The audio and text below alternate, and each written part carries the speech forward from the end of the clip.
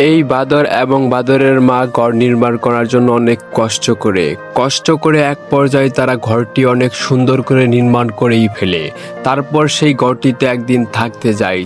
আপনি যদি আপনার মাকে ভালোবেসে থাকেন তাহলে একটি লাইক করবেন, আপনি যদি আপনার বাবাকে ভালোবেসে থাকেন তাহলে একটি কমেন্ট করবেন, আর যদি দুজনকে ভালোবেসে থাকেন তাহলে চ্যানেলটি অবশ্যই সাবস্ক্রাইব করবেন। থাকতে যাওয়ার পর ঠিক তখনই একটি দুষ্ট হাতি এসে ঘরটিকে ভেঙে চুরমার করে দেয়।